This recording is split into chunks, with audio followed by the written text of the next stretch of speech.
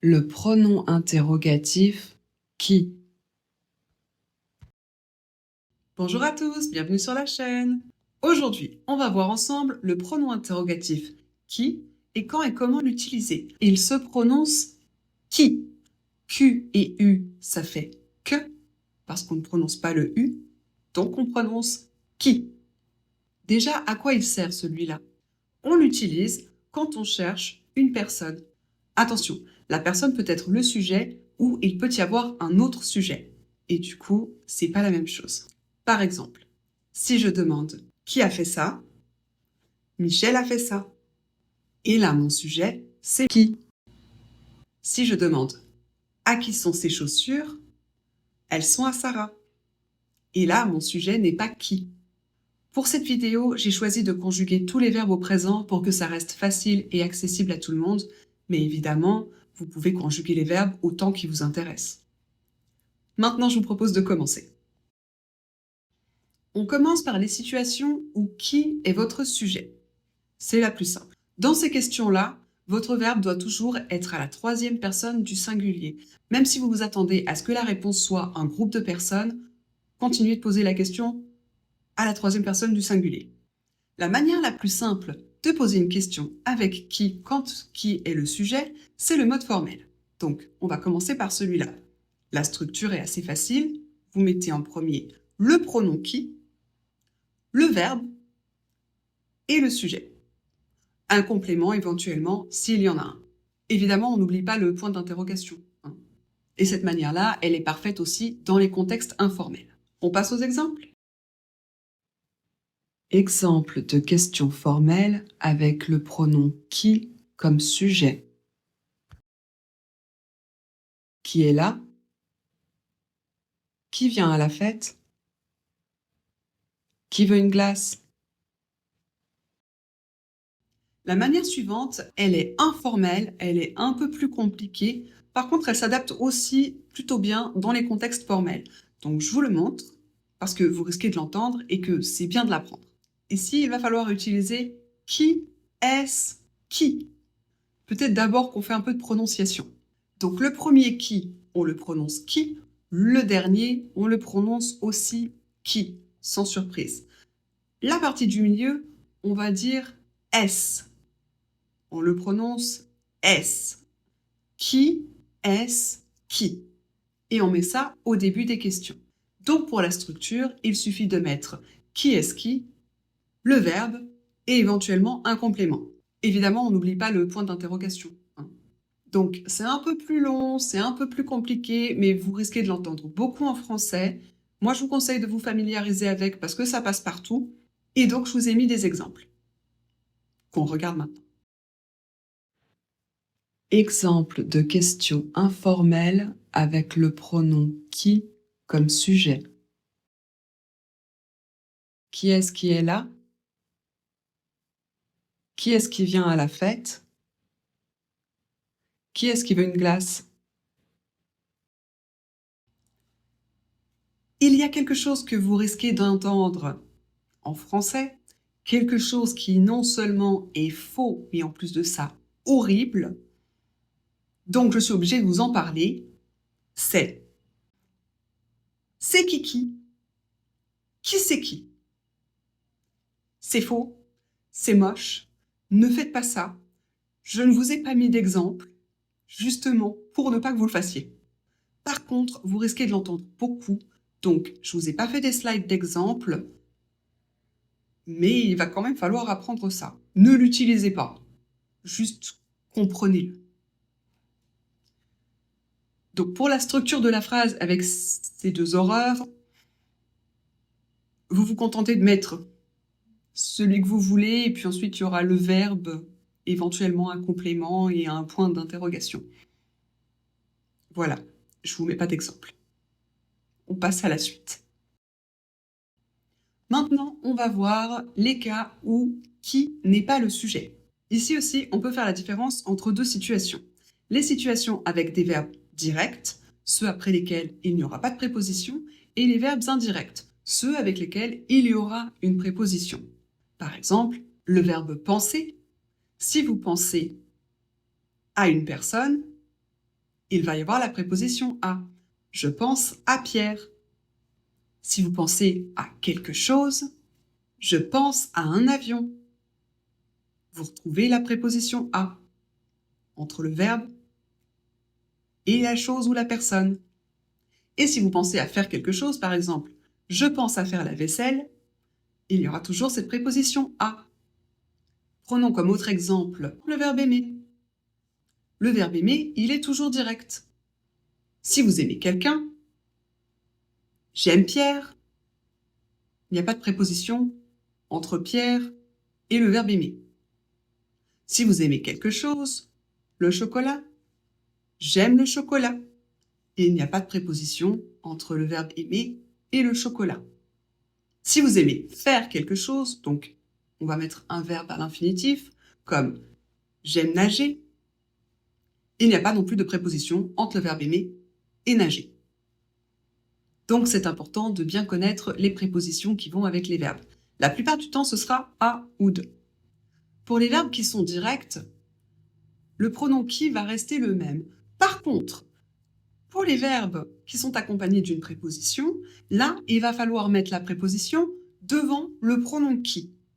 La plupart du temps, les prépositions, ce sera à ou de, mais pas que. On peut aussi retrouver très souvent pour, avec, chez. On va commencer par les cas où c'est direct et où il n'y a pas de préposition. Même sans préposition, il y a toujours des modes formels et informels. On va commencer par le mode formel. On va faire comme pour les questions fermées. D'ailleurs, je vous ai mis le lien dans la description si jamais vous voulez aller voir la vidéo. On va commencer par le pronom qui, le verbe et le sujet. Éventuellement, on peut mettre un complément. N'oubliez pas le point d'interrogation. Et donc ici, on met toujours le verbe d'abord, le sujet ensuite. Le verbe et le pronom doivent être reliés. Et si dans votre phrase, le sujet est autre chose que le pronom, par exemple un prénom ou autre chose, il va falloir commencer par le pronom qui, votre sujet, le verbe, le trait d'union et le pronom qui va avec votre sujet, et éventuellement un complément. Évidemment, ici, on arrête de tout conjuguer à la troisième personne du singulier. On a un sujet. Le sujet, c'est plus le pronom qui. Donc, on conjugue le verbe en fonction de notre sujet. Autre chose qu'on retrouve aussi dans les questions fermées, avec il et elle au pluriel, on fait toujours la liaison entre le verbe et le pronom en prononçant le T. Pour la troisième personne du singulier, on fait aussi la liaison. Par contre, quand on ne peut pas la faire parce que le verbe termine par une voyelle, on rajoute toujours entre le verbe et le pronom tiret, T, tiret. Et on prononce ce T pour faire la liaison. Je crois qu'il est temps que je vous montre quelques exemples. Exemple de question formelle avec le pronom qui et un sujet. Qui appelez-vous? Qui Julie invite-t-elle à son anniversaire? Qui cherche-t-il? Pour le mode informel, lorsque qui n'est pas votre sujet et qu'il n'y a pas de préposition, il y a deux manières de poser la question. La première, c'est la plus simple, mais elle est peu recommandable dans un contexte formel. Ici, c'est assez facile. Il va juste falloir utiliser l'intonation montante, sujet, verbe, le pronom qui à la fin, et éventuellement complément. On passe aux exemples? Exemple de question informelle avec le pronom qui et un sujet. Vous appelez qui? Julie invite qui à son anniversaire? Il cherche qui? La deuxième manière informelle de poser une question avec qui, lorsque qui n'est pas le sujet et qu'il n'y a pas de préposition, c'est d'utiliser est-ce que. Donc en premier, on met qui et ensuite est-ce que. Est-ce que vous avez remarqué? Précédemment, je vous ai dit qui est-ce qui et maintenant je dis qui est-ce que. Il y a une légère différence. Qui est-ce qui, ça va être pour le sujet.